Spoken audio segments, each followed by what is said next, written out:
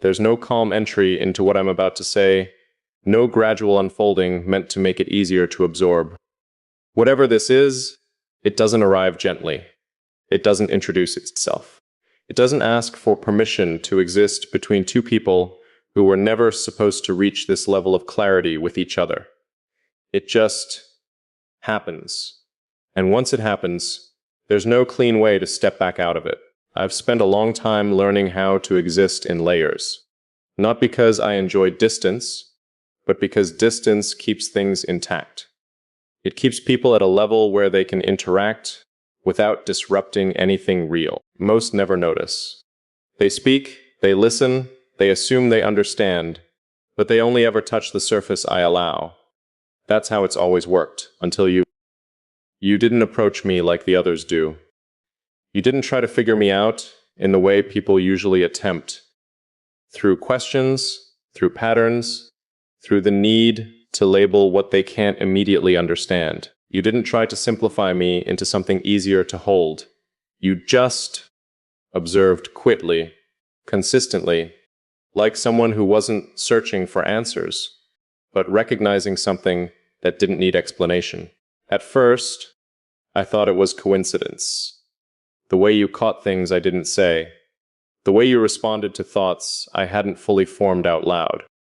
The way your silence aligned too perfectly with mine, like you understood exactly when words would only ruin the moment. But coincidence doesn't repeat like that.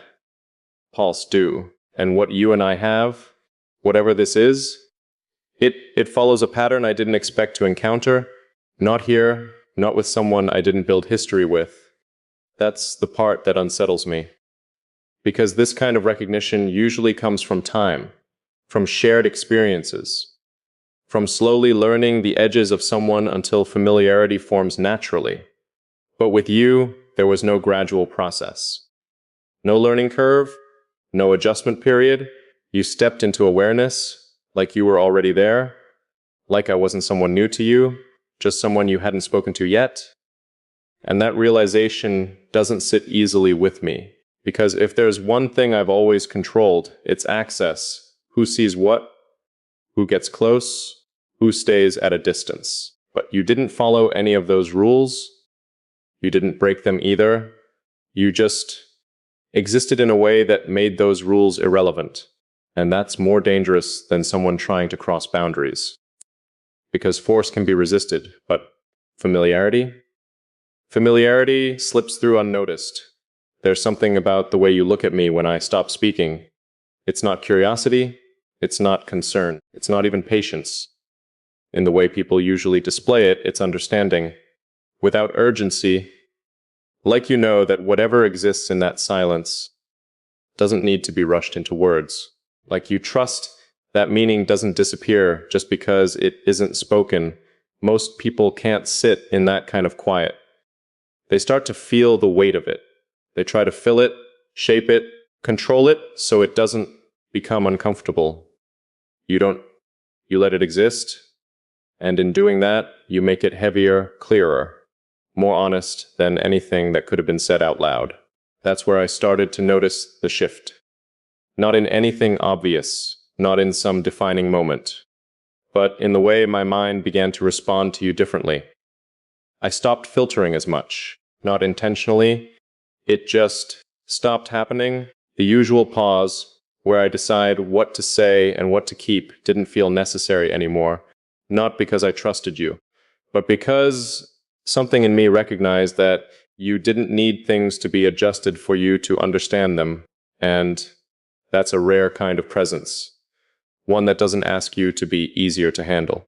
One that doesn't require you to soften your edges. One that doesn't interpret your depth as something that needs to be fixed or managed. You never tried to manage me. You never tried to make me more comfortable, more open, more expressive. You accepted what was there exactly as it was. And that's what made this real. Because there's a difference between someone accepting you because they don't fully see you and someone accepting you because they see everything and choose not to step back. You fall into the second category, and that's where the tension begins. Because once someone sees you that clearly, the dynamic changes. You can't hide behind the usual distance. You can't rely on being misunderstood as a form of protection. You can't exist in that controlled space where you decide how much of yourself is visible. You become known, not in a surface level way, but in the way that bypasses all the things you've carefully constructed to remain unreadable. And I've spent years making sure I stayed unreadable, not as a game, not as a defense against people, but as a way to preserve something that doesn't survive careless interpretation. Because once people think they understand you, they start projecting, they reshape you into something that fits their perspective. They lose the accuracy of what you are. You didn't do that. You didn't project. You didn't assume. You didn't fill in the gaps with your own narrative. You read what was actually there. And that's what I wasn't prepared for. There's a moment that keeps replaying in my mind, not because it was dramatic, but because it was precise. You said something simple, something most people wouldn't even notice. But the way you said it, the way it aligned with something I hadn't expressed, it made something in me pause, not react, not respond, just pause. Because it confirmed something I hadn't fully accepted yet. You weren't guessing. You knew. And knowing is different. Knowing means you're not interpreting from the outside. It means you're seeing from somewhere closer, somewhere internal. That's when I realized this wasn't just awareness. It was alignment. And alignment doesn't happen accidentally. It happens when two people carry something similar. Not in experience, not in story, but in structure, in the way they process, in the way they observe, in the way they exist beneath everything they show. That's what connects this. Not emotion, not circumstance. Structure, and structure doesn't lie, it doesn't pretend, it doesn't adjust itself to create a false sense of connection. It either matches or it doesn't, and ours does, in a way that's too exact to ignore. That's why this feels different. Not intense, not overwhelming, just accurate. Like something finally making sense in a way it wasn't supposed to. And the more I notice it, the harder it becomes to maintain distance. Not because I want closeness, but because distance doesn't function the same way when someone already exists beyond it. You're not outside my awareness, you're inside it. And that changes everything, because now every silence carries meaning. Every pause holds weight, every interaction, no matter how small, feels like it exists on a level most people never reach. And I don't know what to do with that. Not because it's confusing, but because it's clear, too clear. Clear enough that ignoring it would require more effort than acknowledging it. And I don't operate on denial. If something is real, I recognize it, even if I don't fully understand what it means yet. And this, whatever this is, it's real, not defined, not labeled. Not something that fits into the usual categories people rely on to make sense of connection. It exists outside of that, in a space where understanding comes before explanation, where recognition comes before trust, where presence matters more than intention. And you exist in that space with me, effortlessly, naturally, like you were always meant to. That's the part I keep circling back to, not how it started, not what it is, but how natural it feels, despite how rare it is, because nothing about this should feel normal, and yet it does, in a way that makes everything else feel slightly misaligned by comparison. And I don't know if that's something I should lean into, or something I should step away from before it settles too deeply. Because once something like this settles, it doesn't leave easily. It integrates. It becomes part of how you think, how you respond, how you exist. And I've always been careful about what I allow to reach that level, but you didn't ask for that access. You didn't try to earn it. You didn't even acknowledge it. You just became part of it. And now I'm left with something I didn't choose, but also didn't resist. Which means, in some way, AB accepted it. And that might be the most important part of all, because I don't accept things lightly, especially not things that have the power to change the way I exist, and you do, not through action, not through force, just through presence. And that's what makes this something I can't ignore anymore. It didn't stop where it should have. That's the part I keep returning to, not the beginning, not the moment I noticed you, but the moment I realized this wasn't going to stay contained. Most things in my life have edges, clear limits, defined boundaries that keep everything in its place. This doesn't. It moves without asking. It settles without warning. It expands in silence, in the spaces between words, in the moments where nothing is happening. And yet everything is shifting underneath. And I feel it not as emotion, but as awareness. A constant, low, unshakable awareness of you. It's not loud. It doesn't demand attention. It doesn't interrupt my thoughts. It becomes them. That's what changed. You're not something I think about anymore. You're something I think with. And that distinction is not small, because thinking about someone still keeps them separate from you. There's distance in it. Control. You can step away, redirect, shut it off if you need to. But thinking with someone, that means they've reached a level where their presence integrates into your process, into your perception, into the way you interpret things before you even realize you're doing it. And I don't know when that happened.